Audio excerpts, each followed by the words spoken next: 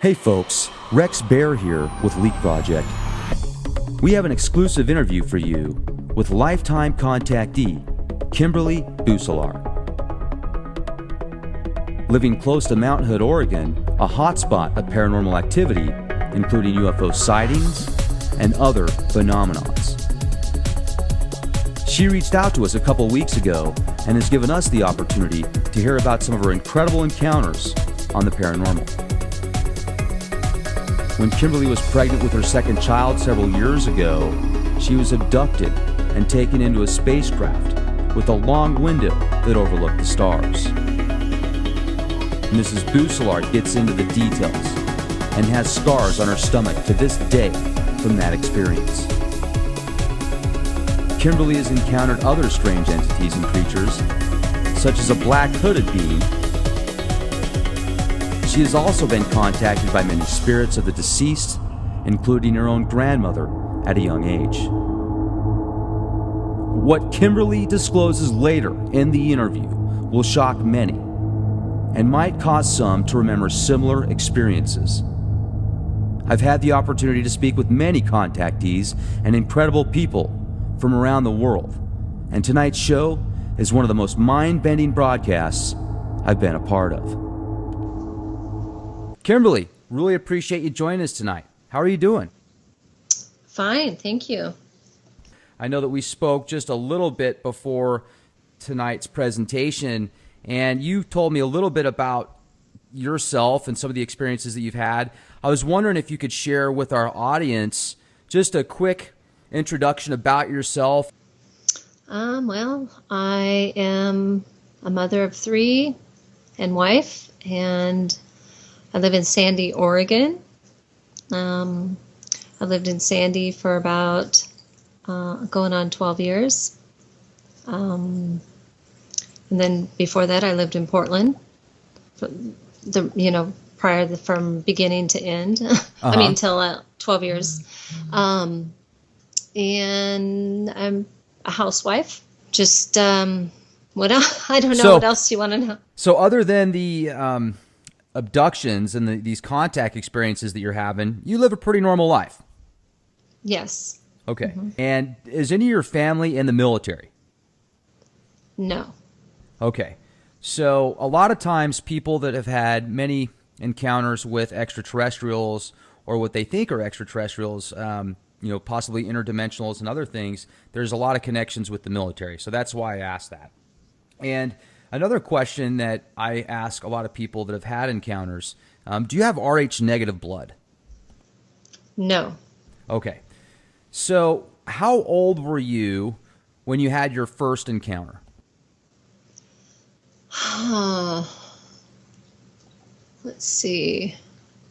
Some of these experiences I'm remembering as well. Hypnosis kind of helped me remember some of them.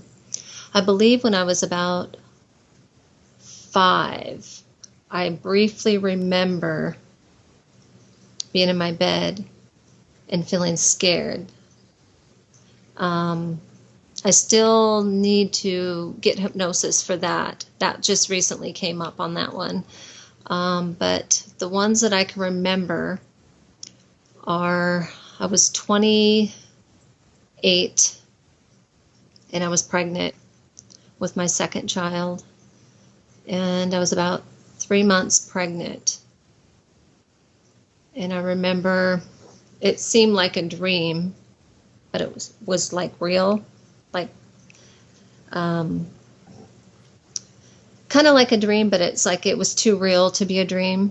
Okay. I remember in this dream state, or whatever you want to call it, what I can remember is being on a table with these bright lights, and it looked like 3 long needle type things, like on one, like a prong coming down in my stomach.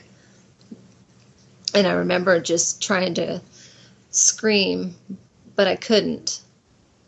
I was so terrified because of my, being pregnant. And then I didn't remember anything after that. I just remember looking out this long window in this craft, and I could see like lights, like the feeling of the air was so light. And I remember just looking out and being still where I could not move. And I know there was a being on each side of me telling me everything's going to be okay, not to be afraid. And of course, I'm afraid. Well, yeah. And then it was kind of cloudy. And I remember the craft going down. So whatever they were trying to show me outside in space, I don't know. I was just too terrified to even communicate at that point. Were they talking Yeah. out loud, or was it telepathic? No, it was telepathic, because I could not move. I was kind of like stuck, like I could not move, and I could see out the window. It was a real long window, and I could see into space because it was nothing but lights and black from what I could see. And I was like, whoa, this is a little bit weird. And then it kind of moved, and it was almost like it was moving fast. And then all I could remember was seeing dirt, like nothing but dirt, and a blue pickup sitting there in this dirt. And I thought, well, that doesn't make any sense. And then when I woke up, I looked at my stomach, because I'm like, this is really weird. And I actually had 3 marks a little below my belly button that were red, like red dots. And I thought, well, that was really strange. I wonder, and in my mind, I always kind of kept it in the back of my mind that, did something happen? Did it? No, it couldn't have, because I didn't want to believe it. Of course. And then years later, I went to a hypnotherapist, and it was actually for my husband to quit smoking. But I decided, well, I'll just go for the heck of it and see what comes up. I really didn't have anything in mind. I just wanted to do it. And sure enough, my abduction experience, the one that I just told you about, came out, and it was really intense, to where I was actually shaking, and I was crying and holding my stomach, and I really couldn't fully get everything out of it because I was shaken too much. I asked the hypnotherapist, I said, is this just my imagination? She's like, no, this is an experience that you had. And then I left, because I just didn't even want to talk to her about it. I just left. And the next, what did your husband say when he he just found went, out about it? whoa. Because I had mentioned it to him before that I wasn't sure, but I think I was. And of course, when you tell people that, they think, yeah, whatever. Right. So when I told him that, because I called him on, I just said, I just really don't, he wasn't in the room when I went under hypnosis. And I just said, I can't believe this happened. I feel violated. Why are they doing this to me? And, just all the questions that you have in your mind. And then I kind of let it go. And this is when I lived in Portland at the time, Portland, Oregon. Then I ended up getting pregnant with my last one. And I was about 30. I think was pregnant with her at 34. Maybe it was 36, yeah. And got pregnant with her, and I went in, and before I seen the doctor, I went in, and the way they did it was you go in for an ultrasound, and then you meet with the doctor. And so I went in to get an ultrasound, and when I got an ultrasound with her, which I didn't know if it was a she or he at that time, I was probably about 3.5 months. And it looked like there were 2 babies in there moving. One was low and the other one was far up. And I asked the lady, I said, is there 2 in there? And she said, I can't tell you that. You'll have to talk to your doctor because I'm not authorized to do that. I'm just doing the ultrasound. So I said, okay. And the reason why I say that is because how I found out I was pregnant to begin with was through a dream as well. A lady came in and in my dream and said I was pregnant, and I'm like, because here I am in my 30s. I'm like, no way, I'm not pregnant. And so I didn't believe it, but I did in a way, and I went and got a testing, and they said I was pregnant. So then I'm like, okay, so that's the way I found out I was pregnant, through a dream. That's weird. So anyway, make a long story short, thought I had 2 in there, which there were 2 heartbeats moving. And then I go to my doctor. But before I went to my doctor, I actually got food poisoning and was sick, really sick. Went to my doctor, got an ultrasound. There's only 1 in there. So I thought, I had 2 in there. She goes, no, you only have 1. I go, well, why don't you look at the other ultrasound? No, there's only 1. I'm like, okay. So I just let that go because I knew there was 2. And the dream, in fact, did tell me there were 2. So let's see. We moved to, after I had my daughter, Kelly, we moved to Sandy when she's about 3 months. I'm forwarding fast, going fast. Sure. We moved to Sandy, Oregon, and it's kind of out in the country, and there's really not much around. Close to Mount Hood. Actually, we're almost in Welch's. Brightwood, because it goes Sandy, Brightwood, and Welch's. And I remember I had her on my bed, laying with me. My husband had went to work early in the morning, and I was going to let her lay on the bed with me. And I started to go back to sleep, and this bright light came through my window, came just straight through, and I'm looking at it in shock, like, what the heck is this? And as I'm looking at it, I just don't remember anything after that. I don't remember anything. It's just like, it was like something, this light just kind of just blanked me, where I didn't see anything. I was just sleeping. I'd woke up again thinking, what was that? And then I thought, okay, well, whatever. I kind of ignored that. And not too long after that, I just felt compelled to wake up at 3 something in the morning and look out my curtain in my front room. And it's pitch black where I live. There's no lights. I'm kind of up high. And so there's no street lights. I'm out in the country. And I look out my window, and there's this bright light in my neighbor's yard pulsating on the cow that lives over in the field. And I'm thinking, what the heck is going on? And my heart starts thumping because I know that it's probably, and they're taking the cow.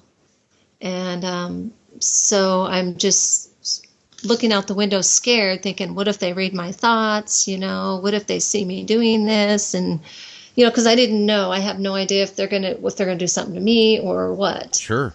So I, the next morning I tell my husband about it, and he's like, "Are you sure? Are you sure?" And I'm like, "Yeah, I'm pretty sure." And we were invited to a barbecue at our neighbor's, and they were telling us. I go, "What happened to the cow that used to come out here?" And the lady said, "Oh," and she looked kind of strange, and looked at me, and I go, "Well," she goes, "We found it dead." Oh my and then gosh. she didn't want to talk about it, and I said, "Should I say something?" I really didn't want to say anything because I thought maybe they'd think I was this strange, crazy neighbor, Right. talking about what I had seen. So I didn't say anything. I just knew the look on her face was good enough. That's all I needed. I didn't even need to talk about it. And so there was that situation. And let's see, there's so Did she much tell you more. how it died? I mean, was it like a cattle mutilation, or did you not get into it? I didn't get into it because I could tell on her face. It was, I'm Jeez. very, how do I want to say it? I'm very intuitive to how people feel, Sure. and I can sense energy, and I've always been able to do that as a child. I would know things. So I'm very sensitive, telepathic, psychic, the whole thing. Um, I've I've tried to often hide heard, it. I just want to interject real quick. I've heard that many times people that have multiple encounters with, our space brothers or extraterrestrials or the Greys or whatever, they're more intuitive and they're almost used as like a conduit to perform other things. So I wonder Hmm. if that's why they have targeted you, is possibly because of your DNA, it sounds like, and also your intuitive abilities. Right. And another thing I have, ever since I was real young, I've always been very health conscious of eating, exercising, almost fanatical in a way. So I've always been pretty healthy. And today, even I eat organic food and just by choice. It's not something that my whole family did. It's just the way I felt to do. Um, there was another incident where I had my son, my two daughters, and my son's girlfriend, and we were all going to meet. We were going to Washington area to go to look at some property at Kettle Falls area. I And my husband, Where is that? I oh, know Washington State pretty well, but I haven't heard of that area. it's just a small little area. Um, Is it it's by the Puget Sound? Is it closer to like Seattle or Olympia? Or are you further I north? would Or I would say it's getting close to Canada. I'm trying to think okay, where exactly. okay, My husband happened to be working. He works out of town a lot. He doesn't anymore, but at this time he did, and he was working close to the Canadian border, and he was going to meet us over at Kettle Falls to look at some property there, and then he would go back to his job site, and we would come back home in my son's girlfriend's car. And so I thought, okay, this is fine. And I was telling my son and everybody in the car about my experience of, the abduction and all that. And I wish that they could see what I seen so that, they would know what I was talking about. And so someone would at least believe me, not that they didn't, but they didn't really ask questions, They just kind of like, yeah, whatever. So as I was saying that, not even, and this is really just weird, we were coming through on our way home through Biggs Junction area. And that's kind of like a dry mountainy area, and there's water on the side. It's the connection between Washington, Oregon area, and to get back to Sandy. And on our way back, we seen this blue, like bright orb looking thing, as blue as the blue light on the computer, the real blue. uh huh. And it was in the sky. It went off into two, separated back into one. And we're all watching this as we're driving, and we're going, what the heck is that? And then it zips off, and a spaceship, a craft, comes over to the left of us, and we can see it just as plain as day. It comes over the top of us, hovers right above the water by us, and it seems like we're just standing still. I can see the window, and the window looks just like what I described earlier when I got abducted with my daughter. And it was just, that's all I remember. That's it. I just remember seeing it. We all seen it. And we don't remember anything from them. Nobody wanted to talk about it. I wanted to talk about it because I'm like, did you guys see that? Did you guys see that? My husband said he was trying to get a hold of us for 2 hours and that we should have been home before he got to where he was. And I said, well, this is what happened. He goes, well, I think you were abducted because you guys should have been home before me getting to my destination. And there was that experience. So there's just, and when I take pictures lately, there's been these blue orbs with like lights in it, and I've seen them show up now on the internet lately. And I have pictures of those. They had I was helping my husband in the yard with our trailer. We were going to set it up to get ready to, take it out. And I started taking pictures. I don't know why. I just took a picture and this blue orb shows up with lights. And then it shows up again. It's in our yard, like it's watching us. And we took some at the beach, pictures, and I don't see these things. You don't see them. They just show up on your film. I took some just last night, and there was one out on my balcony, just out in the air on my camera, and it's a different camera each time. There's a camera, a cell phone, my husband's cell phone. So whatever these are, it's not a normal thing you see every day. If we could jump back for a moment to the beings that you saw when you were the first time you can remember very well from that hypnosis session, where they basically had that prong, that 3-tipped needle prong that they put into your stomach, and you said there was a being on each side of you. What did they look like? I wish I knew. I've never been able to see them, ever. I've wanted so bad to see them, but all I can do is telepathically. I just know and I sense that they're there because they're communicating with me telepathically. I don't know if they think I would be just terrified if I seen them, which I was actually terrified. But I've asked recently to see them because I really want to. And I've asked why. Why are you doing this? I want to know. Is there a purpose? And I haven't gotten anything yet.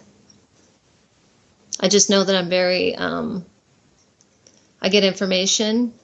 Sometimes I'll be out in public and I'll get information from, I don't know what it is, intuitive or about somebody, and I'll give them information. And sometimes my ego will say, no, don't say that because, you live in a small town and they might think you're weird. But I've done it, and, it's been 100% correct. And they've thanked me, and I'm just like, wow, maybe I should not have my ego in the way of that. And they're obviously contacting you for a reason, and if they abducted you when you were pregnant both those times, and do you think they took one of your babies? I do, and I think I may have some before I even had children, because if I can find someone to do a hypnosis session on me and get all the way down to when it first happened, ones that I can't remember maybe, because I believe when I was even younger it happened. There was a time also that I didn't even know about abductions at this point that I'm going to tell you, but when I was like probably 18, no, maybe 17, I remember I was on my way to work, and I was on my way to work, and I should have been there, and all of a sudden I was lost. And I'm like, how did I get here? This is not the way to work. And I'm driving, and I don't remember. I do not remember at all driving where I was driving. And it was weird. My boyfriend had called me, and he says, your work's been calling and asking why you're not there. And I said, what do you mean? He goes, well, you should have been there 2 hours ago. And I'm like, what? And it just didn't make any sense. And I didn't know what had happened. I said, I don't know. I think I got lost. And I had no explanation for it. that memory just recently came up, that could have been an abduction as well. And I don't take drugs. I don't smoke. I don't even take aspirin. I'm totally eat healthy. Always been that way. So there should be no reason. Because I questioned it. Well, why don't I remember going this way? So there had to have been an abduction at that point because there was time missing. How many other times would you say that you can recall you've had missing time?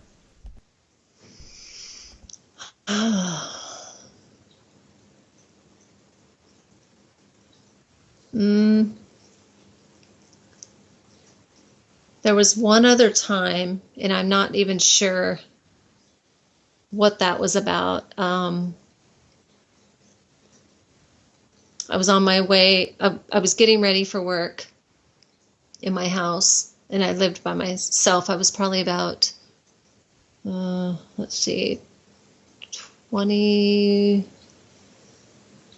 something. The house in Portland. And I just remember waking up on my couch after I was already ready for work, getting ready to walk out the door. And I remember waking up on my couch. I'm like, this is weird. Why did I fall asleep here? I was just, I had nobody there to say, what are you doing? All I knew is that I should be at work. And I got ready for work, and I don't remember anything else after that. I just remember being on my couch, waking up, fully dressed. Now, you've had so it sounds to me like they've been probably making contact with you since you were born. And does it seem like sometimes it happens more frequently? They'll visit you periodically more often than others?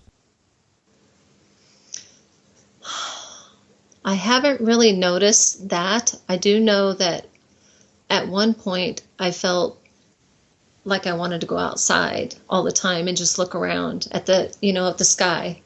I kept feeling drawn outside, and it was almost like I was feeling called to go out.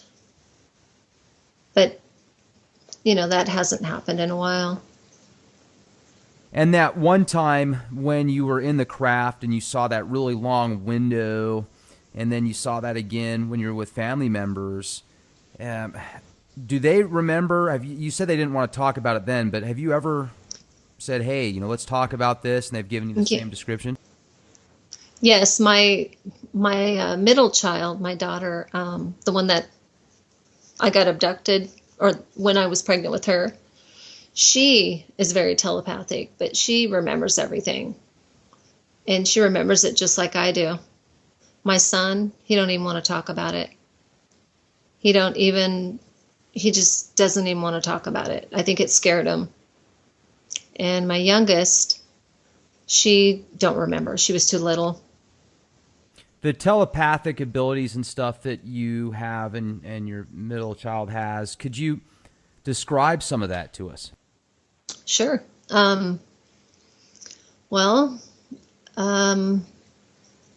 She knows what I'm thinking. I know what she's thinking. She knows things like before you say them, just like I do. I can actually think of anything in the world, and I played this game with her to see how well her telepathic abilities are, and she gets it spot on every time. I can think of anything. I don't even have to give her any kind of clue. I'll say, okay, go ahead. What is it? And she'll say it's, like it's circle, and then she'll give me the color, and then she'll tell me what it is. And I'm like, yeah. She's really, really good. And we have that connection very strongly. But I do have that connection with all my children. I've had connections to where I will call my daughter. She's 18 now. I'll call her just to call her because I feel something's not right. And she'll say, Mom, how did you know? She goes, I don't know. I just had a feeling. And so she goes, you called me at just the perfect time. She goes, I was going to do something that wasn't very good. And your mind, you kept coming through my mind. So, there's an instance there. And another time with my youngest, I was sleeping in bed, and she had gone to her grandmother's and grandpa's at the beach. And so as she's always had night terrors as a young baby. I mean, as a baby, and she don't anymore. She's almost 12. But for the longest time, she would just wake up screaming. And I woke up out of bed hearing a blood-curdling scream from her. I started to get up and realized she wasn't here. She was at the beach with her grandparents. And I thought, well, that was weird. And I asked my husband to, call his parents in the morning and see how she was, to see if, anything, she had any night terrors. And she did at the time that I heard her have it. So that was a connection, a very strong connection right there. What didn't you say when you were abducted, they would actually relay information to you, and you were hesitant to talk to other people in town about it because it was a small town? Yeah. I don't know if these are the beings that are telling me that or what, but yeah, all my life I've had that. I've had to where I would get information to tell someone, or I'd get information that helps me. And usually what I will do is kind of fight it in my own mind, where no, I'm not gonna, no. And then I finally do it, and it ends up being right on. And so I'm having a hard time with that, because I don't know how I'm getting that information. It just becomes natural. It's been natural all my life. I can look at someone and I can see so deep inside of them to where if they're smiling and they look on the outside to be happy, I could feel that they're not.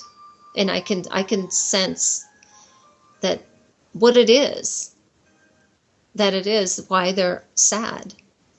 And I've been able to do that for so long that it's gotten me in trouble as a child. I've given a lot of secrets and family secrets away that I didn't know were secret. So they could be, helping me through things too, in a way. Because I am pretty naive. I was naive growing up. And I kind of had this extra help on the side here, helping me through things, I would just know things. I can't even explain it. I would know them without knowing how I know. And I wish I could see. And I don't know if I'm... Oh, go ahead. Oh, I was just going to say, now these times that you've been abducted, I mean, they sound like physical abductions. I've talked to multiple people that have claimed to have contact with extraterrestrials, different races and species. Like we had Ray on here the other day, and he was talking about making contact with these dwarfs and, like trolls and fairies and cyclopses and stuff like that. So, but the way that he described some of his experiences, they almost sounded more, I guess you could say, mental. And I've talked to some people that feel they've made contact via spiritual connection, but not physical. And your description, I mean, that reminds me of the book Communion that was turned into a movie. Christopher Walken was in it, based on experiences that, was it Strebert? I can't remember the gentleman's name, that actually had these experiences where physical experiments done on him that hurt and painful. So I'm wondering if there's a way to do a good enough hypnosis session regression for you to where you could actually give details of what these beings look like. I've interviewed a gentleman by the name of Daryl Sims, which claims to used to work for the CIA, and he might still work for him and says that he doesn't. I don't know, but he calls himself the alien hunter. And he says he's been abducted many times, and his son has been abducted also. He claims that most people that do have these abductions, it stays in the family, and that would make sense if there's certain DNA strands, etc., that they need to use for maybe a hybrid type, situation. Maybe that's. Have you ever considered that they, if they use you as like use your eggs and then they create some type of hybrid or something? Yeah, I did have a situation. I even thought about that. I'm a pretty healthy person, like I said. I never go to the hospital, never go to the doctor, hardly ever get sick. Oh, I you must ended not up get having, vaccinated twice a year then. I don't get any vaccines. Good for No, you. no. I actually ended up having a anaphylactic shock for no reason. My face was distorted. Couldn't, had no idea how it happened, but you couldn't even recognize me. I just woke up that way. And so my husband took me to emergency, and, they got me in, they gave me Benadryl intravenously and gave me some, whatever they do, I guess saline and they took my blood. And I said, well, they asked me if I wanted to donate it. And I said, no, because I've read some stuff about, what they do sometimes to the blood, Sure. Unless I know. So, and unfortunately we didn't have insurance at that time. So we had to pay for everything. And, his insurance was just getting ready to kick in, but that's another story. So I said, okay, can you test my blood and see what may have caused this reaction? And they said, sure, and so I waited about a week. I called and I said, did you get my results in to my testing? Oh, no. And I'm like, okay, so I'm waiting a little longer and nothing. So they send me a bill not too long after that, and I'm just like, okay, so what about my blood? What did you guys find out? I mean, I could have died. You guys are telling me I could have died if I didn't get to the hospital fast enough. And you take my blood and they said, we never took your blood. I said, what? My husband was with me. I even remember the lady's name, and it's like they were trying to get in fast to get my blood. They had no record of taking my blood. They said they never took it. They took my blood. Yeah, they took my blood, and I have a B blood. I don't know. That's still A, B blood runs in my family, and B. So, yeah, they never took. I don't know what they did with it. I have a feeling I know what they did with it, but they needed it for something. Did they look any different? Like the people that took your blood, the reason I'm asking this is I'm wondering if there was some type of covert organization, some clandestine operatives that know who you are and about the experiences you have. So they went in there, grabbed the blood, took off, and then so the hospital didn't know because they really didn't check your blood. I don't know. Right. And they were in there kind of fast. They were trying to move quickly, not speak very much. The only person that was really speaking was the young guy that had the IV in me, doing putting the Benadryl in me. And I just got a weird feeling about the whole situation. And then my daughter, the one I was abducted with, ended up having anaphylactic shock like a week after I did. We thought, well, this is really strange. What's causing this? And so I this time I had Benadryl at home and I gave it to her before we went to emergency. And they said, I go, can you take blood?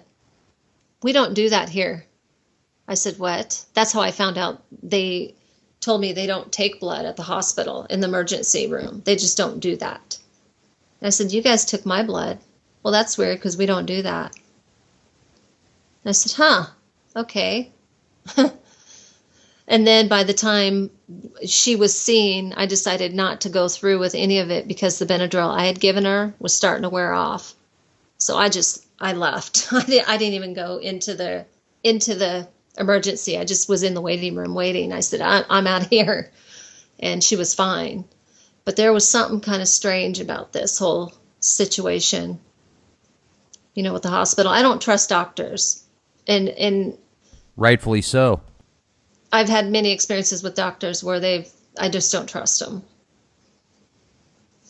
So yeah, that's another experience. And then down in my basement, we have a daylight basement a family room. When my youngest daughter was about, oh gosh, I'm thinking she was 2 or 3. I might be wrong on that age, but I was sitting on the couch and she was crying, holding her head, and I didn't know why she was crying and holding her head. Every once in a while that would happen to her. So I was kind of worried, should I take her to emergency? Or, I'm thinking to myself, because it's just her and I at this point. My other daughter's at school and my husband's at work. And so as I'm thinking about what I'm going to do, I'm holding her and I look down my hall and there's a black hooded type figure standing in my hallway, staring at me, watching me with my daughter. It's kind of moving its head left to right, kind of like observing, but I couldn't see any eyes. I could only see the form of a black like hood cape thing. But I could feel the feeling of it watching us. And I look up and it doesn't know that I could see it. And I'm shocked that I can actually see it. So I'm staring at it, watching us. And when it knows that I'm staring at it and can see it, it freaks out and runs and just disappears. And I'm thinking, what the heck was that? And I was really furious because I was thinking, is this thing causing this headache? Or what is this? But it didn't appear to be, it was afraid of me when I noticed it. So that's how I know that it wasn't hurting us, because it was just observing us. So I don't know. That was another instance. I've heard of entities that kind of latch on to children and feed off of them because they're an easier target, like in different dimensions and astral realms.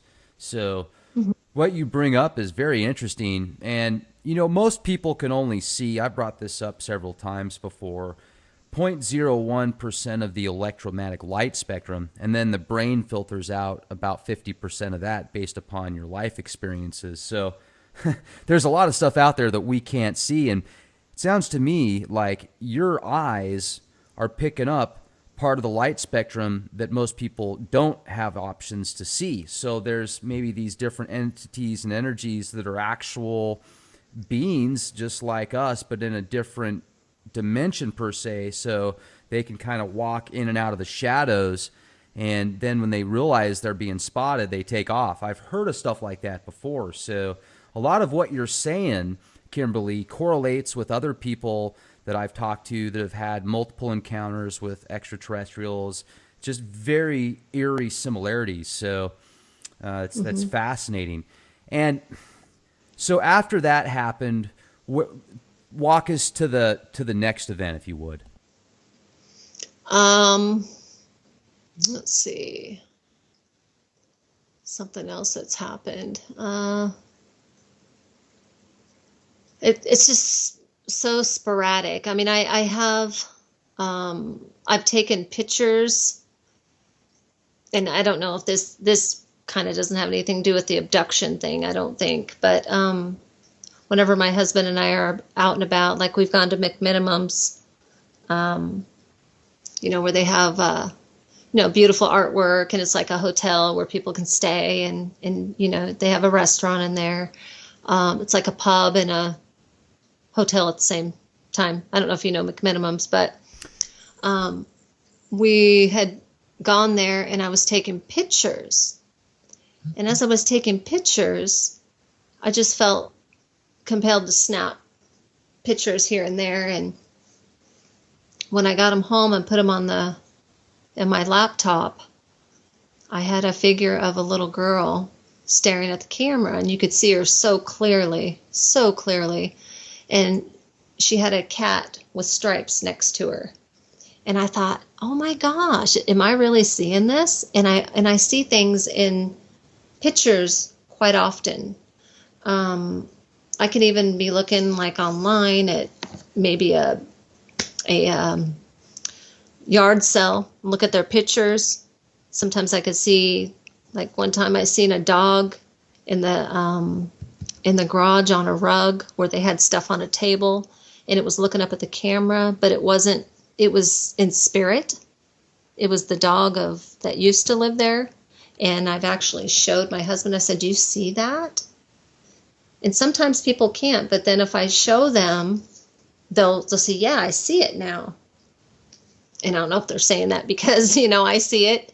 There was another instance. See, I'm just remembering all these. I'm just kind of throwing them all into one. But perfect. Yeah, absolutely.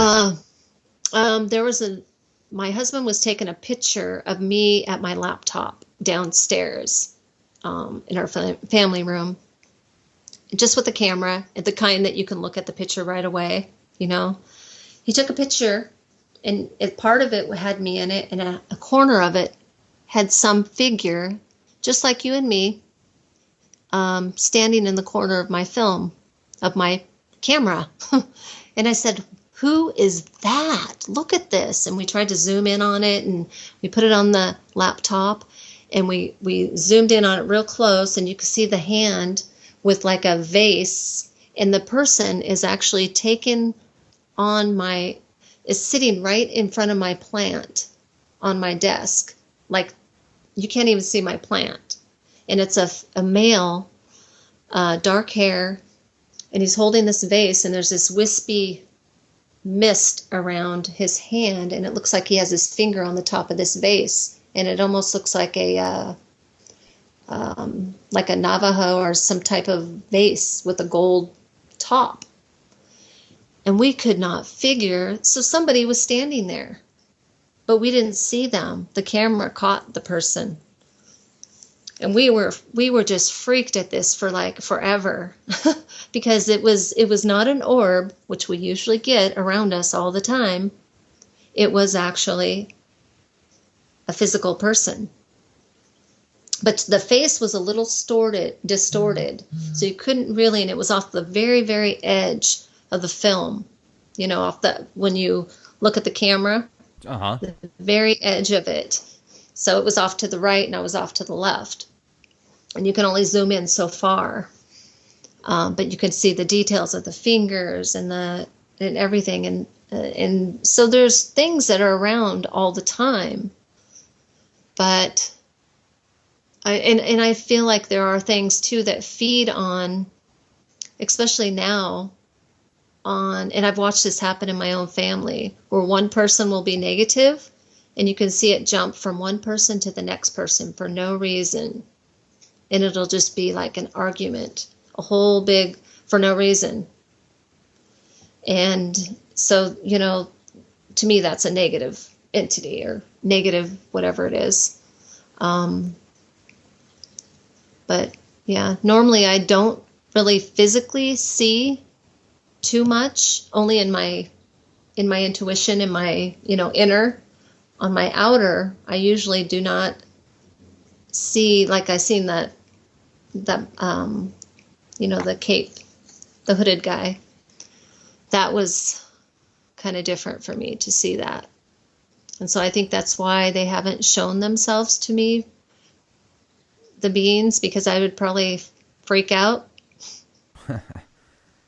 I mean, I don't know. Seeing the pictures of some of these, I probably would.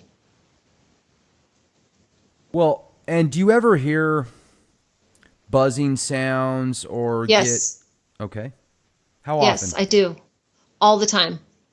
I hear them all the time. I hear it's not all day long, but I hear it quite often, where I'll just be standing or sitting, whatever it may be, or I'll talk to someone and all of a sudden my ear, I'll hear something.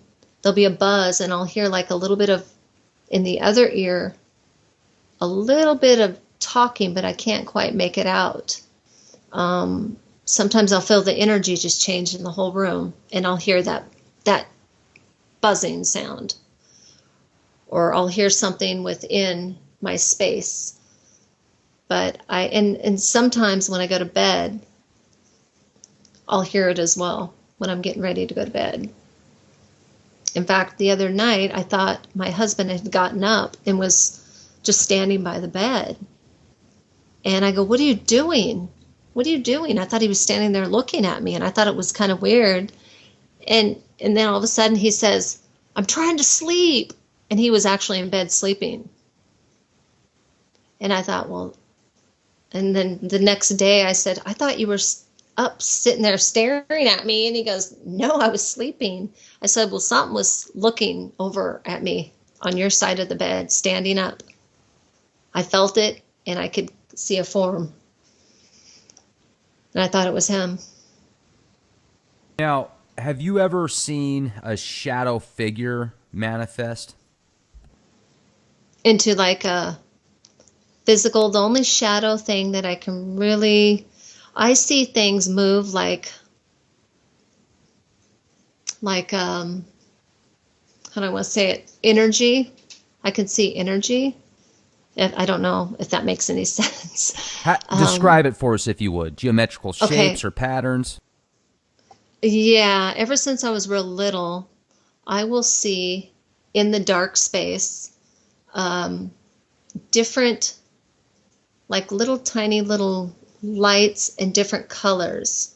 And sometimes they'll be in like a little mass in one little area. And I don't know what that is, but I've seen that since I was little. And but the energy I see all the time it is like, okay, the way to describe it is if you were to see gasoline being poured on a hot day and you could see the vapors of it. I know what you mean. That's what I see. And sometimes I can see that next to people, or I can see it by itself, just in like an area. And that could be the ETs, I don't know. It's natural for me to see that. I think sometimes when you have chaos too, when you have a lot going on, it's hard to focus for me. Like I've wanted to be in a group where I can be around people to maybe focus, maybe be calm because I'm always on the move doing things. Let's see, I'm trying to think of any more experiences. Have you ever noticed any strange phenomenon with like low-flying helicopters, what looks like strange surveillance or stalking type stuff? Yep. I seen that years back even to just recently. I was outside on my hammock, and we live on about 6 acres, and it's private. I have a gate where I keep it shut, so no one. And I happen to be laying on my hammock, and it was early in the morning, so I had my robe on, so no one could come up and see me anyway, because it was nice, beautiful day. And all of a sudden, this helicopter comes out. It's a black helicopter, and the doors were open, and you could see guys in there in uniforms looking down in my space, just looking down. I'm thinking, what the heck is this? And they just kept going. But I'm thinking, that's invading my privacy. And I was a little bit upset about it. Sure. But it happens quite often. Just 2 days ago, I took my dogs out to go to the bathroom. I have 3 little dogs. And I noticed there was an eagle, and we haven't seen eagles in a while, in the tree. And then I noticed another one in the other tree, and I thought, well, that's weird to see 2 right in between me where I'm at and my dogs. And then this helicopter comes straight over in line with me, and the eagle's like right over me and just keeps going. And I'm like, well, that was weird. And when when this first started with all my experiences, I tried to reach out to different types of people for my experiences and tried to open up a little bit. And I tried to open myself up to some members on MUFON. And there was a lady I was talking to, one of the, I don't know, every time I talked to her, there was weird stuff going on in my house. Things would go off, electrical stuff would happen, and on her part. So I thought, you know what, that kind of scares me. I don't want to do that anymore. So I just kind of just went away from it and said, nah, I don't want this. So it's like I want to know what this is about, but I guess there's that part of me that's like, well, should I do that or should I not? But it's been happening all my life, so. And you know what I've noticed too is lately it seems like even the mainstream media is really pushing this possibility of extraterrestrials and space brothers and just the phenomenon itself. Even if Netflix has all sorts of series now and documentaries about the dark side of the moon, artifacts and structures, ancient structures on different planets in our solar system. I talked to Stanton Friedman just a couple days ago. He was the original civilian researcher with Roswell, and he's a nuclear physicist and just brilliant guy, real fun to talk to as well. And he even made it just very clear that with the size of the universe, it's mathematically impossible not to have other planets with life on it. And it's always just been fascinating to me, the possibilities, this X-Files type stuff.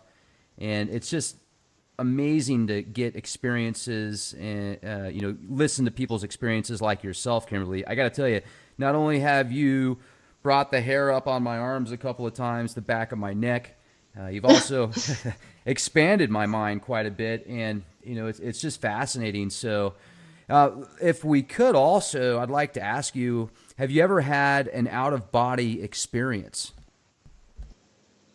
When I was younger, actually, I've had it quite a bit. To where, you mean at will, where I can do it? Well, not even necessarily at will, but have you ever actually found yourself floating out of your body, looking at your surroundings and realizing that you're literally having an out-of-body experience? If I can remember, I thought there was one time that happened. I've actually had myself go out, knew I was going out of my body, and it was just an experiment I tried. And it happened to be a guy I was dating at the time, and I was pretty young. This before I was married. And I went over to his house, went through his door. I actually went like as if I was driving to his house. Went up to his door, opened the door, went in and told him to give me a call. I'm like, call me, because I wanted him to call me. I wanted to see if it would work. And I could see him wrestling around like he could hear me, but he was sleeping. It was night. And I kept doing it, and I thought, this has to work. And he called me. And I go, why are you calling me so late? Because I didn't want to tell him what I did. I pretty much kept it secret. Are you serious? Yes. And I said, why are you calling me this late? And he goes, I don't know. I just had a dream to call you. And I said, oh, okay. But I already knew it was me that went over to his house. And that was the first time that I had done that. And I thought, wow, there's really something to this. You could actually, I never really developed that fully. But, I could dream. My dreams can tell me what's going to happen the next day. I've had that.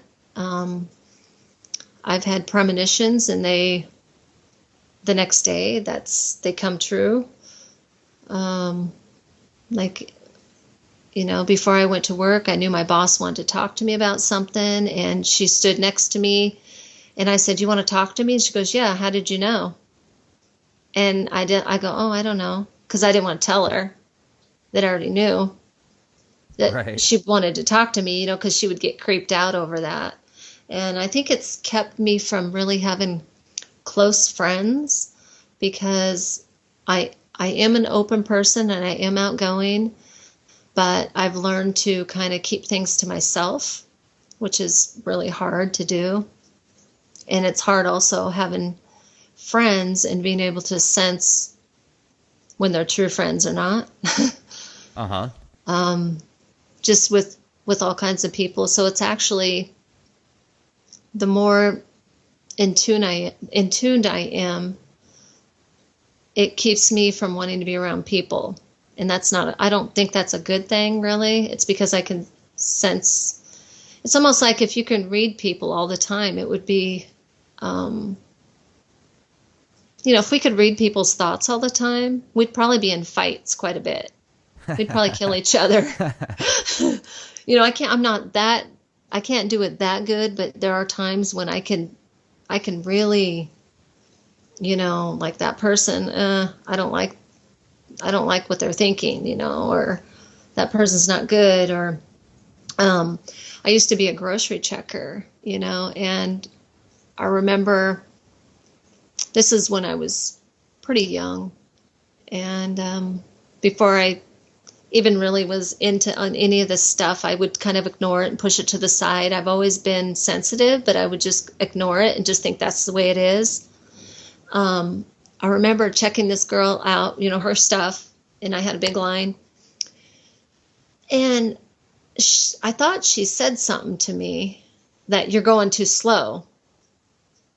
And I couldn't believe she said that to me. And I said, well, is this fast enough for you? And she gave me a weird look. And then she said to her friend, did I say that out loud? And she goes, no, but I heard it out loud. And she just kind of gave me a weird look. And I thought, whoa, how did I hear that loud? And that's when I knew something was a little different, because I could hear it like it was you and I talking. I've talked to other people that have had an experience like that where they actually heard it out loud, but the person didn't say it. They just literally thought it. And then when they both confirmed that, they were both kind of shocked. So that's incredible. Mm-hmm. Have you had that? Has it happened since? Yeah, it happens mainly with my family because I'm not really around too many people. But you hear it, you still hear it like you did that time, like they're just talking out loud? Yeah, like sometimes my husband, like, he'll say something and I'll think he said it out loud and I'll say something back in reaction to it, to react to it. And he's like, I didn't say that. I go, yeah, you did. I heard it. He goes, no, I didn't. I go, I heard it. And then he says, well, I was thinking it. And I said, well, I heard it. and then I get upset, and my daughter thinks I'm calling her name sometimes when I'm getting ready to, but I haven't said it out loud. So it's kind of like within my little circle at home, with my kids and The bad call. yeah. So when they try to, my daughter goes, Mom, were you calling me? And I go, no. And she says, I'm hearing your voice calling me. I said, well, I was thinking about it. And it happens with my mom also, where I'll be calling her just for no reason out of the blue. And she'll go, you must have knew I was going to call you. And I said, I don't know. I just called. So it's very, it's almost normal, that kind of thing. If I get the feeling, I just do it. Sure. And I don't have any reason for it. I just do it. And it's, I've learned to just listen to those feelings. Sometimes I'll be driving and I'll decide I want to go a different area, a different direction. And that's happened many times. And then there'll be a wreck. And that happened a few years back. Where I live, there's multiple fatalities. I live off of a dangerous highway. And I had gone to the post office a spur of the moment instead of coming right home. It was like I had no plans to go, but then I thought, oh, yeah, I'll go to the post office and get my mail. And so then as I'm coming back from the post office, an accident happens like a few cars ahead of me. It's a multiple fatality. And, and if I would have just those few seconds, we would have been involved in that. Just enough time. And so it was like, okay. And then one time, my daughter and I, the one that was abducted, we were in the car driving, and I said, I need to pull over here and go to this shop. She goes, what? And I go, yeah, I have to. There's a reason why I have to. I don't know what it is. And so I pull over. It's a bead shop, and there's a tattoo parlor attached to it. And she's always wanted to get a tattoo. And I'm like, I don't want you getting a tattoo ever. You're young. And, so anyway, we walk in there because she wanted to see what it was like. There's a guy doing a tattoo. And before we went there, I told my daughter that I had seen, and I can't remember what the shape was. I said, there's something in there, and I described it to her before we went in. So we went into the tattoo shop, and I wanted to go into the bead shop, but we went into the tattoo shop, and this guy was doing a tattoo, and I go, oh, what are you doing a tattoo of? And it was the exact thing I described before we stopped. And my daughter looked at me, she goes, Mom, that's weird. And I said, well, and then the lady described to my daughter that you should not get a tattoo. And she was giving her the whole lecture of a tattoo, at your age. And I thought, well, that's why I'm supposed to stop.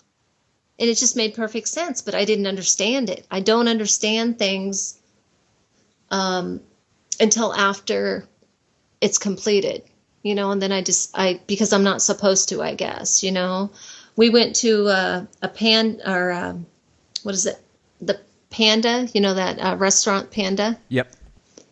We went there to get something to eat. It was my two daughters and I, and just to get a little lunch. And I kept getting this urge to tell the manager there, everything's going to be fine, not to worry. And I'm like, I'm not going to do it. In my mind, I'm fighting it, saying, no, I'm not going to do it. There's people around. It's busy. They're going to think I'm weird. He's going to think I'm weird. I can't do it. And so I fought it the whole time. And then we're getting ready to leave. I have my drink with me. And it's all gone as I get in the car. And I said, girls, I'm going to be right back. I got to go put this in the garbage. So I thought there was a garbage outside, but I had to go inside. And it was right inside the door, and he was standing right there. And I thought, well, this is a good time. There's not really many people around now, and he's right there. I could just tell him real fast and then run out the door. Because I was kind of like, I don't know if I want to do this. So I said, right. Okay, hi, I'm here to give a message. He goes, oh, are you from the hospital? And I said, no, because I didn't know what he was talking about. And I go, well, sometimes I get messages, and I'm just telling you everything's going to be okay and not to worry.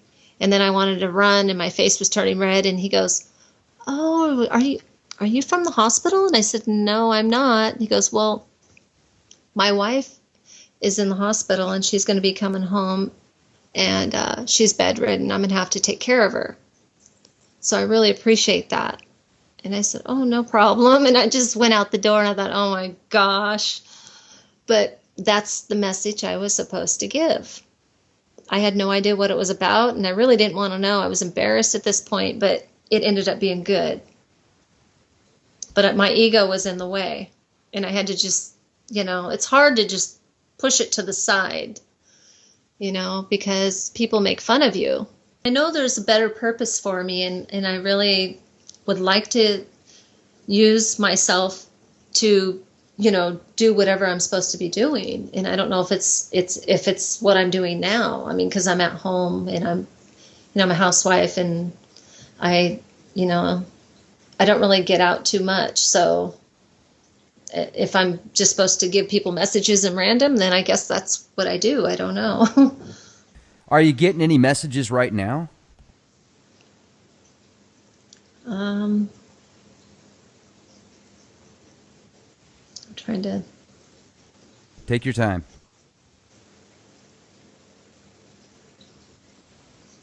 I think I'm just blank. I'm blank. And this is how it works. I don't try to do it. it just happens. I don't know if I need to develop it probably to where I can control it better. And this is why I probably need more, more help on it. Sure. Like a Because guru or because it something. just yeah, because it just happens randomly. I'll, like, for instance, my husband and I see things. Like, we've been in partnerships before, and I told him, no, I don't trust that guy.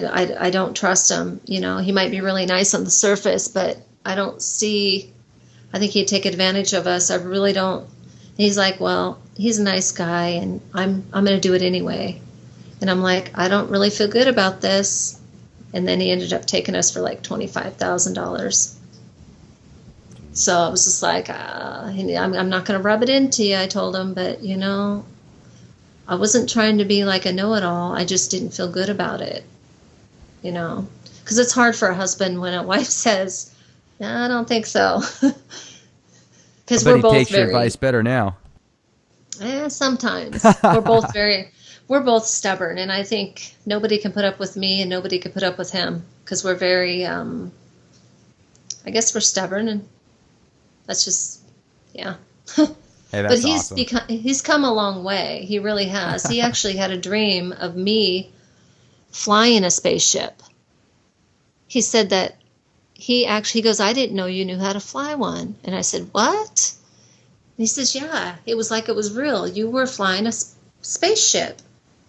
And I said, oh, okay. So I don't know. I don't know if he was I don't know.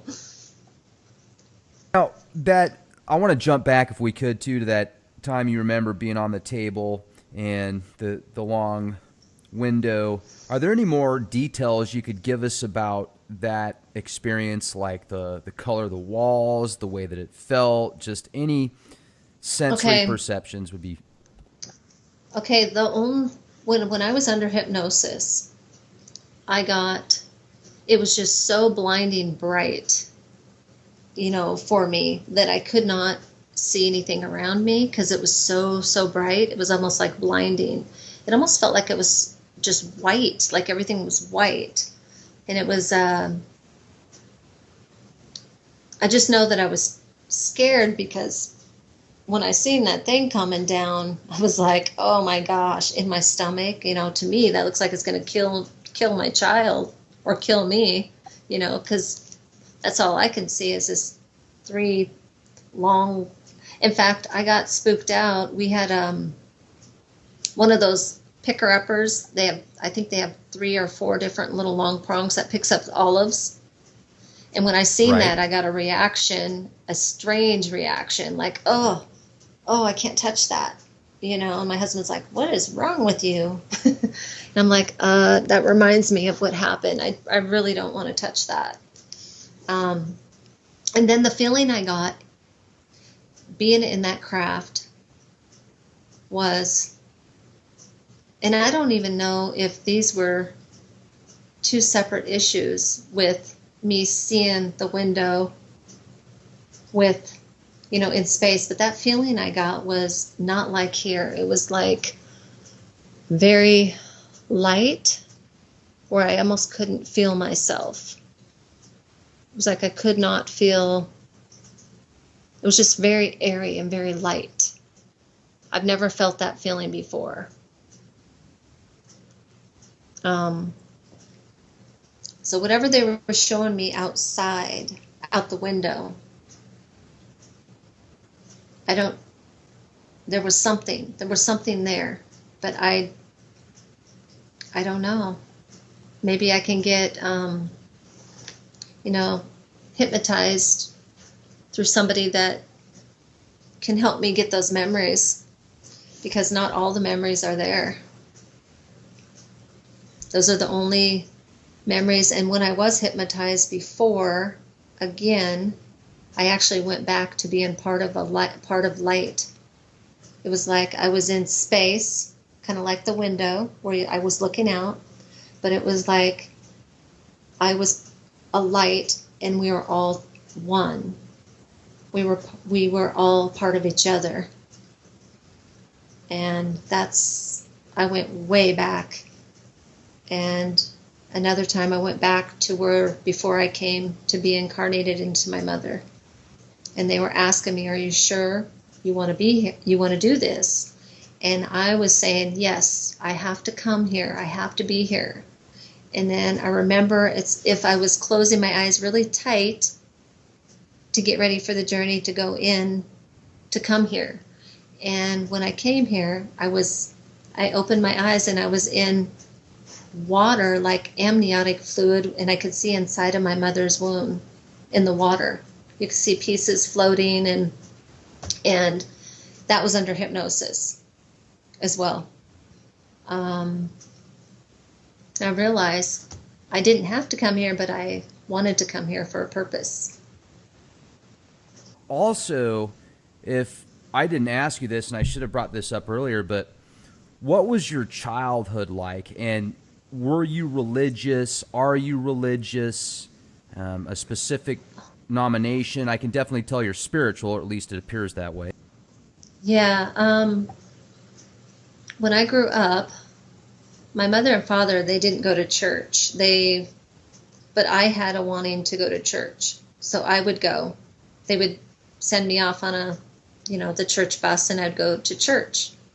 And so I would just, would learn. And it was kind of like, it was fine for them because I was going somewhere where they would have their free time, I don't know if that's how they thought about it, but it was kind of like I felt it was something I wanted to do. And as a child, even I've always wanted to be a nun. I know that sounds funny now because I'm nothing close to that. But growing up, I always was very, how do I want to put it? A very, I guess I had that natural feeling of wanting to be someone very spiritual. It was a natural instinct, but then in growing up, there was a lot of chaos, a lot of fighting, a lot of dysfunction. My mom and dad split up when I was, I would say 7. They split up and got divorced when I was 9.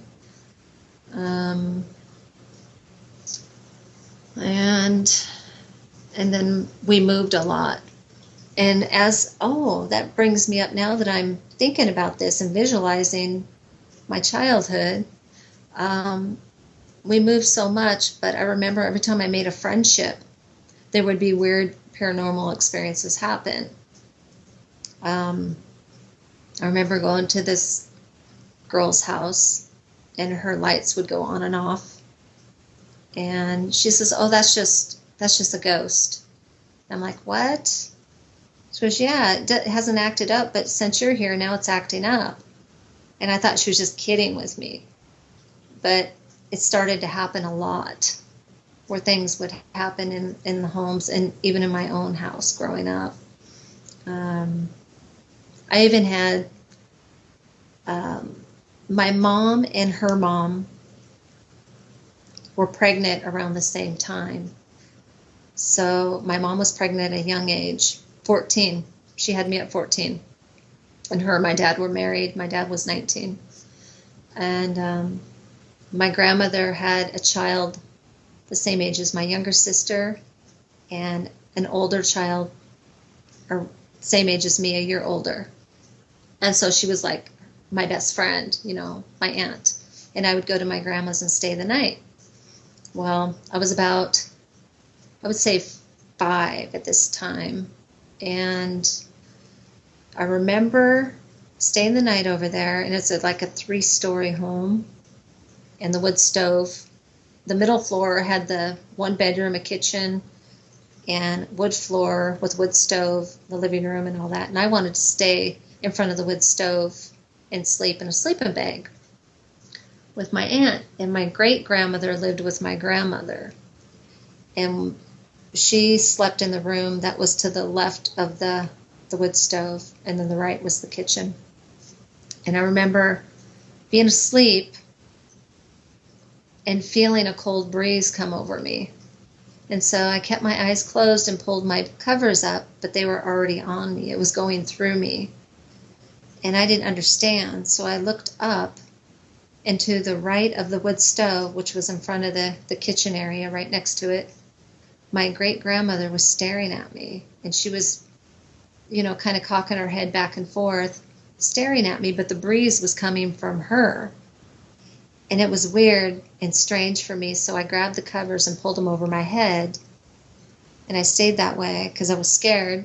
The next morning, I had a weird feeling to go in her room, and I couldn't find her. And I looked all over the house, and I went in her room at least a few times, and I knew she was in there, but I couldn't see her. And the last time I finally went in there, her nightgown was on the bedpost, and she was face down, laying there. And I called for my aunt and everyone to come in because there was something wrong with her. And I remember her lips being blue, and her nails were like a bluish color, and she had dark under her eyes. And I didn't know what death was. I mean, at that age, at 5, it just looked strange to me. And I couldn't explain what happened, and I kept that to myself, her coming to me and waking me up and staring at me. Then, of course, they pulled me to the side, and the next thing I know, I remember ever seeing her is at the funeral. And I had no emotions because I was confused about what happened. And then later on in life, I went to a therapist, and it just comes pouring out of me, this stuff. And I was crying, and I was thinking it was my fault. And was she dead before or after? Why did she choose me? And all this stuff. And come to find out that she knew I was sensitive. And she picked me for some reason. I don't know what the purpose was, other than when my son, which I haven't talked about very much, was about 9 years old. His father took him and dropped him off at the roller skating rink with his friend, which I was upset because I thought that was too young to be dropped off by himself. I was pretty overly protective of my kids. And he says, "Mom, I had this weird experience." And I said, "What?" And he goes, I fell down and hit my head in the skating ring, and it was all black, and I was walking, and there was this lady in a rocking chair rocking. Immediately I thought of my great-grandmother, but I didn't say nothing to him. I said, "Can you please describe her to me?" And he described her to the T, and so I had a photograph of her. And I said, "Look at these pictures. Does anybody in here look familiar to you?" And he goes, "Mom, that's the lady." Because he mentioned her name. I mean, she mentioned his name. She goes, "Hi, Brandon." And he goes, "Who are you?" And he was scared. And so he woke up and came to, and some guy was saying, "Are you okay?" in the roller skating rink. So he had told me about that experience. He had actually seen my great-grandmother when he had been knocked unconscious. So there was something kind of weird there. That's amazing. I'll bet that just Yeah. made your day to hear that, didn't it? Yeah, it did. I was like, wow. So, because he's sensitive as well. So my whole family, all my kids are. And my mom is, but she chooses not to even go there. So, I don't know. But there's just so many. And as I talk to you, I remember more things. Now, if you can also share with us, you were talking to me before the show about some of your friends out there in that area have had some really interesting phenomenons as well, correct? Mm-hmm. Yes. We have a neighbor that is further down the road, probably about a mile. But if you take my house and go straight over, it would go straight in line with his house. It's on the same side of the highway. And he's like the lawnmower guy. Everybody takes their lawnmower over to get fixed. He could fix anything. But he also, I was thinking of the movie. yeah. So uh, he was telling us about some of these experiences and that he had even when he lived in New Mexico. He said he had many experiences in New Mexico where he's seen crafts, Did he say what part of New spaceships. Mexico? That's a super hot spot also. He told my husband where. I don't remember.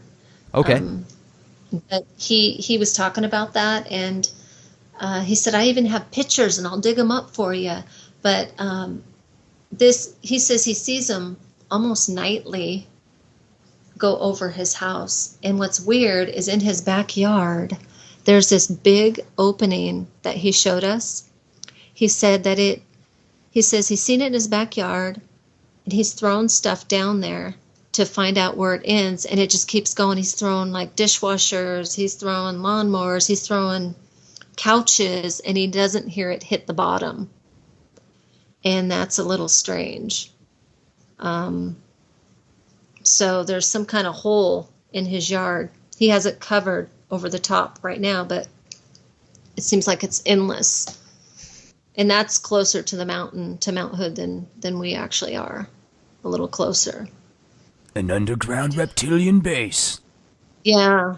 But you want to know something is further up the road, Lolo Pass area, if you go, it's an area where they have, I guess, where the water's supposed to come from for the city or something. I don't know, whatever it is, but they have all over the mountains on the side, on one side of the highway or the road, you're not allowed to go on. And there's water that comes through, and there's like little caves. And I'm like, I wonder what they're hiding here. And my husband and I are kind of like, let's go check it out. Oh yeah. We How far away are you guys from there? about from Lolo Pass, about 10 minutes. Oh man. Yeah, You 5 got to minutes, get 10 out there. minutes. Yeah, and so we took pictures, and I swear I seen, and I kept saying to my husband when I took pictures deep inside, the like the caves and around them, and because you can't really get to it too real easy, but I know there's something in there they're hiding, reptilians, whatever. And I've always been the kind of person to where if you say I can't, then I'm going to want to, because there must be something that's being hidden there. You're hiding something, there's something there. So I took pictures, and it looks like there's two, I don't know what they are, but they're tiny.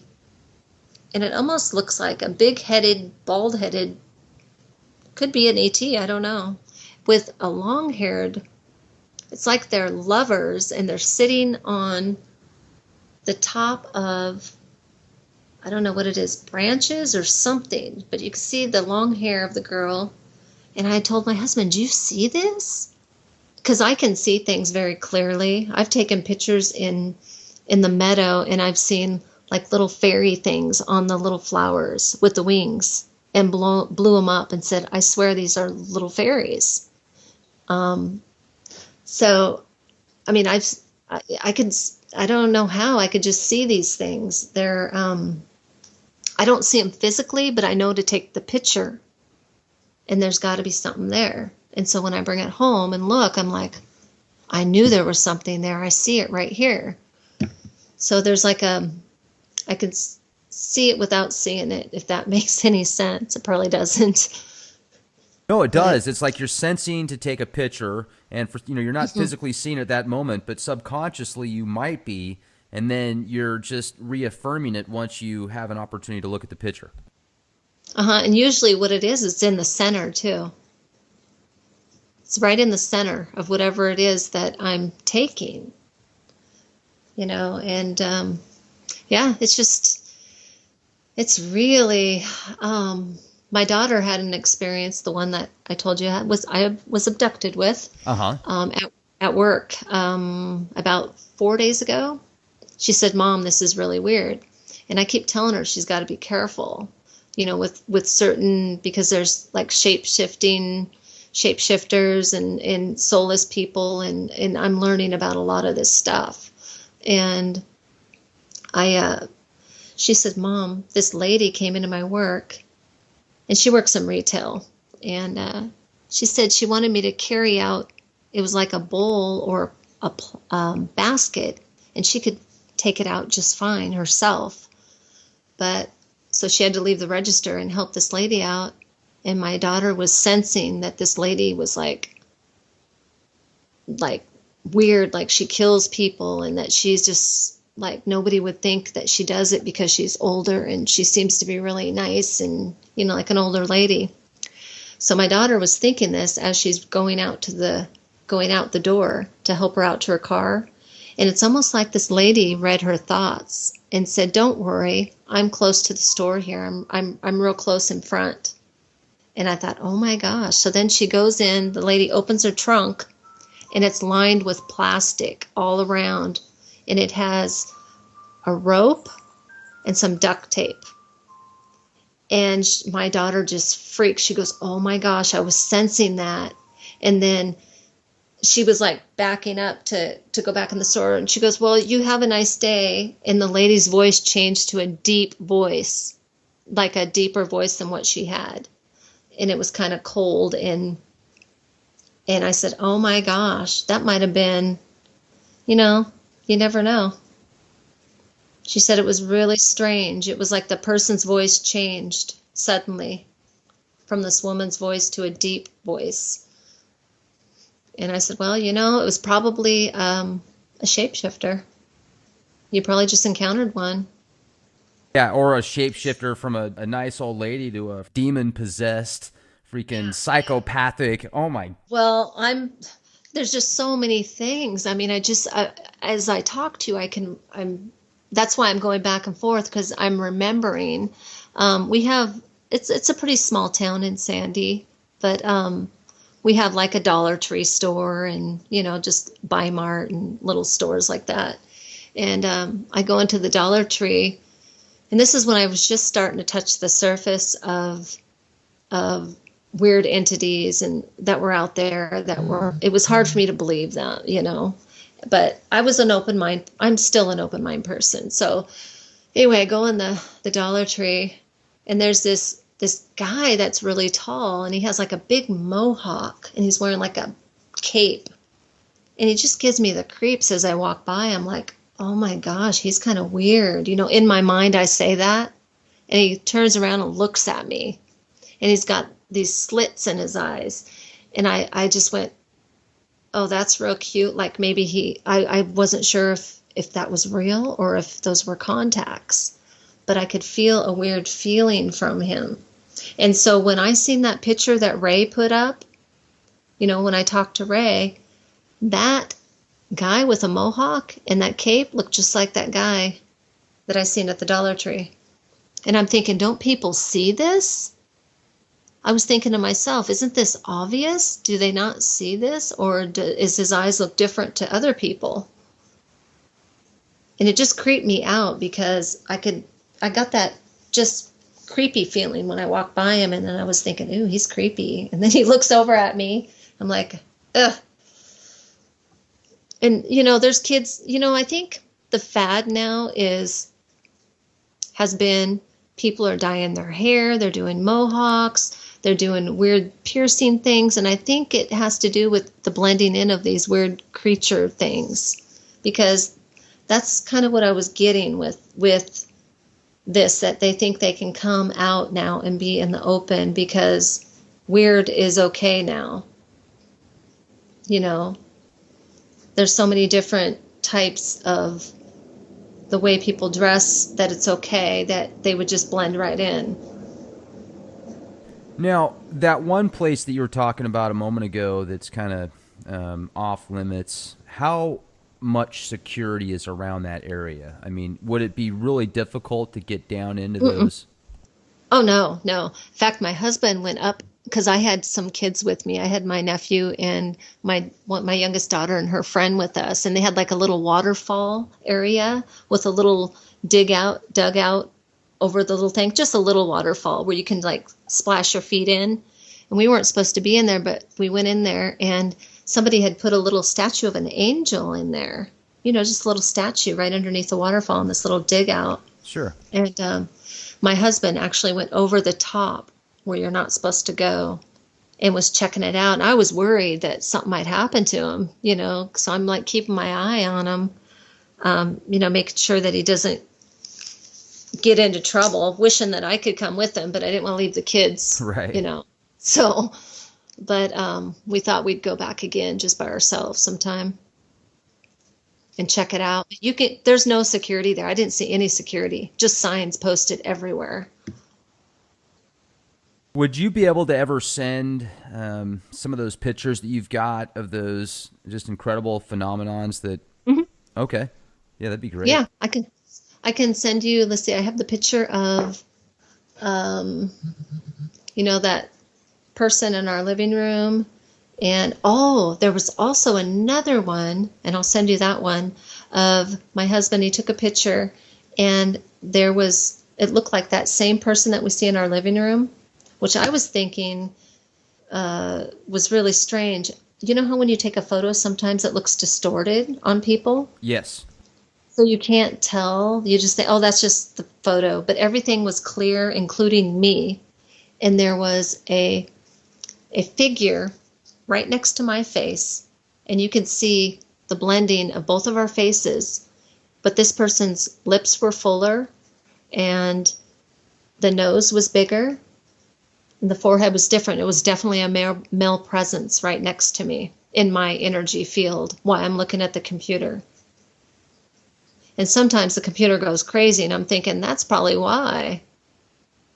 I don't know if that was a astral traveler or what that could have been. Someone coming in my space. I mean, I don't know, but I could send you that picture. I can send you the other picture, and the pictures that I have of the girl and the cat and the fairy ones, those are on a laptop that went down that I'm going to have to find out how to get those out. Okay. Because that's been on there for a long, long, long time ago. But the other two I have on my newer laptop. Great. And then see. Yeah, so there's just just talking to you, I'm just remembering more and more and more.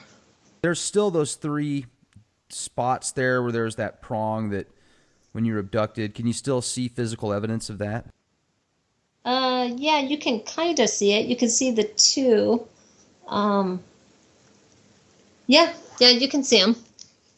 Also, I woke up with a scar right on my third eye area. And a woman knows when she gets scars and why and where they come from. I woke up with a scar, and there was no reason for it. So something happened there too. Hmm. And it's just a long scar right on just like some laser or something was put in there. Have you ever thought about getting a black light? What would that? What? Okay, if you get a black light and you've been abducted, there is or if there's some type of activity there, that there's typically this residue that can be picked up with a black light. No, but I'm getting one now. They do things too, and I don't know if it's evil or whatever it is, because I really don't know. But we've had things missing in our house. My husband's wedding ring came up missing, and not too long after that, my stepdad's wedding ring came up missing, and my husband's brother's wedding ring came up missing. And I just had a friend call me and say he was going to have me try to figure out if I can find a friend of his wedding ring. And I said, well, let me tell you this. This is going to sound crazy, because he was gathering information from people he know that could possibly help. And this was the first time I've actually really done this. So I said, sure, I'll give it a try. And I haven't heard back yet because it's recent. And I said, well, what I seen was his friend at wearing the wedding ring at somewhere in public, talking to another gentleman. And there was a hybrid that looked just like you and I. that noticed his ring, his gold ring. So whatever the gold is for, it's important. And then he just this hybrid guy, and I know this is so far out there. It was like, are you sure you want me to tell you what happened? Because the ring's not in the house. Because he gave me a map, and he said, do you think you can find this ring? I said, it's not in there. It was in there, and I'll tell you where it was. It was right here. And this hybrid came in. You couldn't see him, and he took the ring. And that's all I can give you. So I don't know how you want to give that information, but yeah. I'm just giving you what I got. I don't know. So he's like, no, that's okay. He goes, I know there's some weird stuff out there. And I was kind of hesitant on that, but I said, you know what? I just got to give it as I get it. And I shouldn't try to downplay it, even if it's so far out there. Because when I do that, I get my own ego, my own stuff involved in it. And that doesn't work. I've learned that. I just have to just do it. Just give it like it is, and some people may not like it and some people will appreciate it. Have you ever wondered what the future holds? Have you put into consideration the possibilities of, events in the future that could take place are going to be pretty serious, so maybe you have the opportunity to divert that or help avoid that because of your abilities and what has happened to you in your life?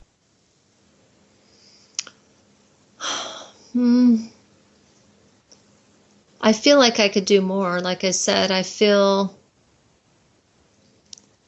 kind of feel like I'm stuck. Like I should be able to do more. I feel I have the ability to do more. I just need to tap into those abilities. And it's hard because I really don't have, it would be nice to have someone else to work with, to help with that and to have confirmation and to be able to feel good about going further without feeling like I got other things to do and I can't do that because I have to put that on the back burner. Because being a wife and a mom, I always put those first. And also taking care of animals and plants and everything else. I always put myself last. And if I just be selfish a little bit, which is hard for me to do, I might be able to be more helpful because I came here for a purpose, and I know I did because I seen it when I was hypnotized. I seen that I did not have to come here, but I needed to come here because it was my choice to come here to help with something, and it could be this time right now. And I feel like I'm here for this time, whatever this time is coming, to help other people. And that experience that you had when you tried to have an out-of-body experience and you were actually able to, so I shouldn't say try because you made it happen, and you affected your boyfriend at the time to actually call you, and you could see that, and then you just stopped doing it.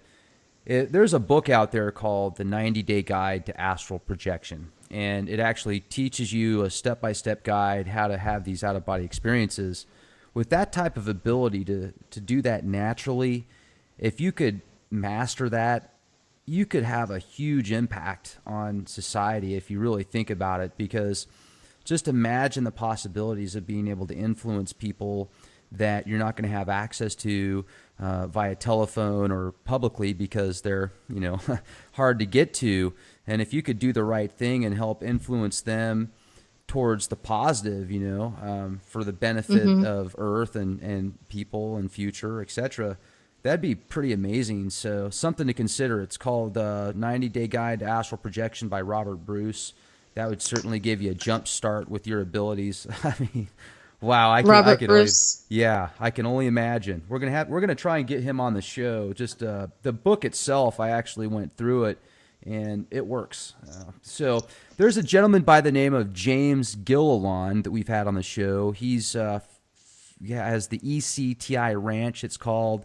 And he is in Oregon as well. I think actually possibly out by where you're at. You might want to look into his website, because he can actually contact these extraterrestrials and space brothers via thought. Is that ECETI? Yes. ECETI Ranch? Yes. Okay, you know what's funny is my husband and I we always wanted to go out there, and this particular day that we went out there,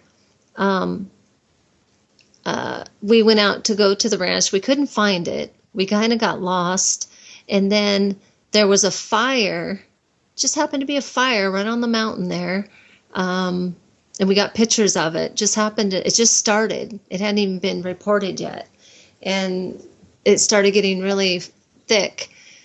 And when we looked, we asked people where it was.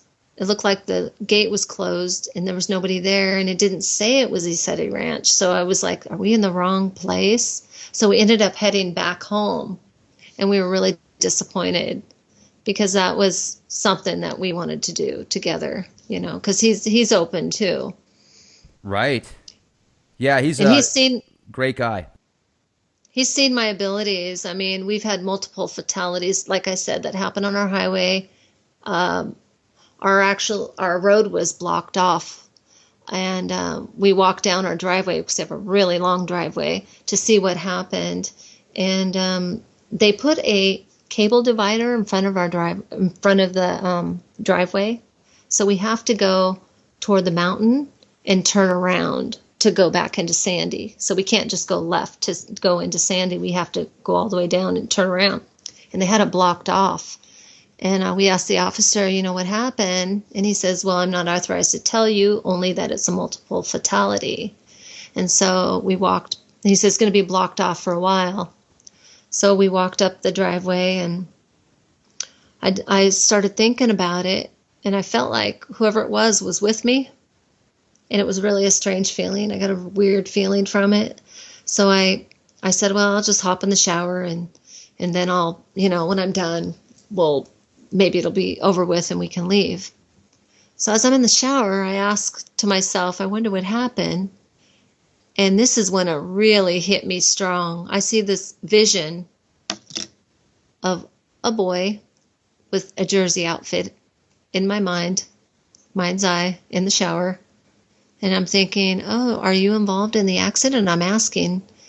And I said, what is your name? Because I wanted a name to prove it. And he said, my name is Tyler Williamson. Just like that. No even trying to figure it out. It was just first, last name.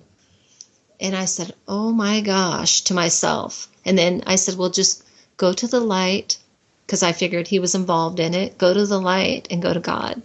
Just go to the light. So that's all I knew to do. It was just an instinct. So I told my husband, I said, what happened? And he probably thought I was crazy at this point, because it was so matter of fact. So he says, well, when we watch the news, 5 o'clock news, we'll see what happened. So we watched the news, and it was a multiple fatality, a mother in a minivan on her way to Welch's Little League with her 9-year-old son and 9-year-old friend, Tyler Williamson, and little infant sister, I think 23-month-old. She was pulled out of the car and thrown down the highway. It's really graphic. And the mother died. The little girl died. The son lived. The friend, Tyler Williamson, died. And he was wearing his jersey outfit. And then I knew that he came to me. I don't even know if he came to me like my grandmother did when I was 5. He came to me, I don't know if he was confused, and, it was just, I was confused, because I'm like, is he dead, or is he not dead? So the only thing I could say was just go to the light, be with God. And then it was just spot on. And then those abilities don't seem to be as strong as they used to be. I feel like I'm blocked somehow, or I'm just not, I don't know. But that was a real major one. That was right in my face. Is that really difficult for you? I mean, do you get emotional when stuff like that happens or after the fact when you think about it? Oh yeah, it impacted my whole family. I mean, we went and brought flowers, and it was so fresh because he was so young, 9 years old, you know. And I went to the Mind Body Spirit show in Portland, the expo show, Uh huh. and I wanted to go there, and I had gone there by myself, and I wanted to kind of see if I can get answers and maybe something, you know, because this stuff was just coming through me, and I didn't know what to do. So I happened to go there, and this is how this works. This is so strange. So I go there, and I run into a girl that I used to work with. And she says, "Oh, how are you doing?" You know, and I'm like, "Oh, I'm fine." And then I felt like I needed to tell her my experience about the little boy. And she stopped dead in her tracks. And she says, "Oh my gosh, that was the sister that works with me. She's my employer." I said, "What?" It just happened to be that she worked, that the lady I was talking to was the manager, and that was the girl that worked for her sister that died in the accident. She goes, "Do you mind if I give her your number so she can talk to you? She has questions." I said, "Oh, wait a minute. I don't know how to do this." I mean, because that's what I said. I go, what am I supposed to say to her? You know, because that's a touchy subject. You know, her sister Yeah. and her niece died, and what do I say? I mean, I don't know. So I said, "Okay, fine, I'll just go with it," because that was by chance that she happened to be there and I happened to go, and that happened to be said, and that was on my mind. And she's like, "Yeah, she works with me." So it's like we were supposed to meet. She was supposed to, everything was supposed to happen the way it did. So the girl calls me, and I'm like, "Oh, I don't know what to say." So she asked me questions, and I just try to answer them, you know, honestly, as best as I can, you know, to go back to that, which I didn't really know how. I just did it. And she was just like testing me. Was his hat on or off? You know, those kind of things. Did she have any messages? Did he have any messages? And I'm like, no, just the little boy that was the friend, you know, that's only, you know, it was kind of that way. So, Well, I'm sure it and gave then, them some closure. yeah, yeah, but it was just so weird how the whole thing happened, you know? It was just like, I just kind of knew what to do. I mean, I think that made the little boy feel better, but yeah, it was emotional for me and my family because, you know, being so young and then dying in the way that he did was kind of really sad. And then, you know, I've seen rapes and murders before, and I haven't seen that at all since the last time I did. And I actually called the police where it happened, and I think he probably thought I was just really weird, but I couldn't keep it to myself, you know, because I had names and I had what happened, you know. How did you see Uh, it, if you don't mind me asking? just it was like I just seen it like a movie in my head. It was like, and I didn't ask for it to come. That And was what's sorry to interrupt, but weird. it happened when you walked past a certain area, like, or was it just in your, in your house, or? When I was getting ready to fall asleep, I used to get everything and I think it's because I was calm at that time because I have so much going on during the day and I'm always busy doing for other people in my house that I really don't focus that much on anything else but taking care of everybody. That when I would go to sleep, that's when spirits would come in. And that hasn't happened at all. I mean, in a long time. So I think, like I said, I might be blocked somehow.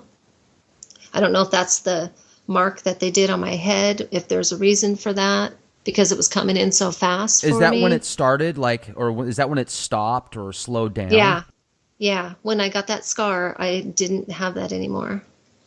Oh, When the geez. scar happened, it was like I felt like something was slowing. I mean, I still have abilities, but they were so strong to where, I mean, I would have people that have died come and tell me their name and tell me how they died, and I would see what they look like. They tell me their first name, their last name. Um, Sometimes I'd look in the obituary and I'd see the name that the person that came to me, and I'd be like, what do I do with this? And it was so strong. And then it just like slowed down and then it kind of stopped. So, I mean, it was just, I think because I didn't know what to do, I was just so overwhelmed with the information that was coming so fast to me. I would get on the computer and I'd start looking up the names, and it was just driving me crazy. And then I'd write down the names by my bed, and I just got to the point where, what do I do? How do I find any of these people, or should I? That's fascinating. And I also wonder, how long was it very strong? Like you were having these, you said they were coming to you every single night and telling you their names and you were looking them up. Hmm. Hmm. Yeah, it went on for a long time. I mean, most of the time that I've lived here, it's gone on up until the last, maybe I would say few years or so. Yeah. I mean, I mean, I still get some, but now I'm not remembering my dreams as much as I did before. I mean, Okay. I would see color, details, remember everything. I even had a cat at one time, a physical cat, one that I had saved from suffocating from the sack when it was born. So I decided to keep it because of the bond. Uh-huh. And he was kind of an indoor-outdoor cat, and he used to have a litter box in the house, and we decided to get rid of it because he only went outside to go potty. And I was dreaming, I was sleeping, dreaming, and all of a sudden a litter box was shown in my dream that I was dreaming, which made no sense at all. I'm thinking, what the heck? So it woke me up out of my dream, and I felt someone staring at me, and I look over to my nightstand, and my cat is looking at me at 3 a.m. And I look over at him and I'm like, you gotta go potty? And he goes, meow, because he would do that to me when I asked him. I'm like, are you serious? Now the cats are waking me up. This is crazy. So then I let him out, and I wait for him, and then he comes back in. I'm like, this is really just nuts. Does this happen with anyone else? I was thinking to myself. I'm so sensitive that when I go to someone's house, I mean, when I was younger, if I'd go to someone's house, I would feel their plant need to be watered. It would be like, it was an obsession. Like, it's bothering me. I need to water your plant. It needs water. And I'm a plant person too. So I've got plants all around my house. I can tell when there's something wrong with the animals. I've had my mother-in-law's dog. I said, there's something wrong with her dog. And she says, oh, no, it's fine. And of course, I don't want to argue and make myself sound like, I don't want to be in an argument with my mother-in-law. So I'm just like, okay. So all of a sudden, about a few days later, the dogs quit eating, wouldn't eat. They took it in, and it had cancer all through its body, and they had to put it down. And the same thing happened with my neighbor. Their dog, I said something about their dog, if it was okay. And oh yeah, it's fine. And I looked at the dog and I was touching it, and I just knew that it was sick, but it didn't look sick. And then they called us and said they had to put their dog down because it had cancer through its whole body. But I don't make a big deal about it to people, so they don't really know that when I say something to them about it, because I don't make it obvious that I told you so. I just kind of go, oh, okay. Because I'm not very, I don't know what you want to say. It saddens me when I say something and people don't take it seriously, and then something like that happens. Do you think that the ETs that have abducted you are good or bad?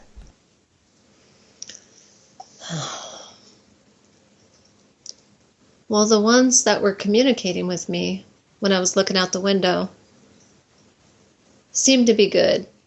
I mean, I don't remember seeing them. I felt like I was just still, like I couldn't move. They told me that they weren't going to hurt me, that everything was going to be okay. So they were doing something when I was pregnant with my daughter. They were doing something to her. I don't know what it was. She was actually in my womb 10 months instead of 9. She stayed in there an extra month. Interesting. And I tried to tell them, when she was trying to come, that it was probably the right time for her to come. And they said no, because she's smaller than she should be. And I said, okay. So they told me to take a pill to stop the contractions. And I didn't feel good about it, but, I did it anyway against how I felt. And so she had actually turned. And I said, oh, okay, I'll take it. And so it stopped my contractions. And then the next month, she started to come. And my midwife was out of town. So I had one that I didn't know deliver her. And they said that she was a month old already. That she was. And I said, oh, okay. So she stayed in the oven an extra month. And she's perfectly healthy. That's great. Yeah. So that's, lots of stuff. I don't know if it's normal that what's happened to me, because I don't really talk to other people, or they don't, about their stuff. I do see colors in my mind. I mean, I do see them swirling in different colors sometimes. I wanted to mention something to you that I just remembered that's real quick. When I was in high school, I think I was 13 or 14. And I lived in, are you there? Hello? I'm here, 100%. Yeah. Oh, okay. Yeah. I didn't hear you. Okay. When I was about 13 or 14, I lived in Selwood, and I had to take the bus to Portland area, to the TriMet bus, in order to go to school, because they didn't have a bus that went from Selwood to the school I went to. And I remember getting off one of the buses to take another bus, and I was getting ready to step off of, there's this busy street on 17th, Southeast 17th area in Portland. And as I was getting ready to step off the curb, something grabbed me by the neck, by the shirt, pulled me back with force, and a semi-truck came by me, and my hair flew in my face. I went to turn around to see who it was, and there was no one there, not even nobody. And I thought, what the heck just happened? Somebody just saved my life from being killed. So I know I'm here for a purpose, because either that was a guardian angel, or whatever you want to call it. It saved. I did not see it. I just felt it. It physically pulled me fast right back. And I was actually ready to get that person that grabbed me, because I was thinking, what are you doing? But then I realized the semi truck came by, and my hair just went shoo. So it was like a quick instant of being saved by an unseen force. And it always stuck in my mind of, obviously I'm meant to be here for something, because I was pretty careless and could have been killed.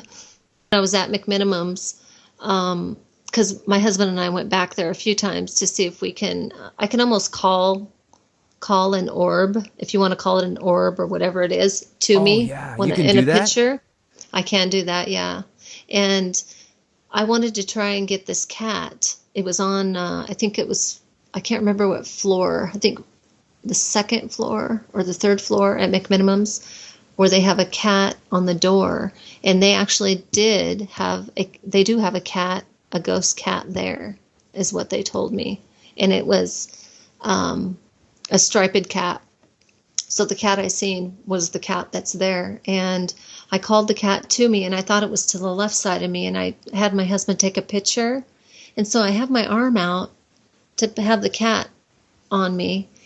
and we get the picture back, and the cat is actually on my right shoulder in an orb form. You could see its face. I'll send those pictures to you. I'll probably have to do it tomorrow. It's about midnight here.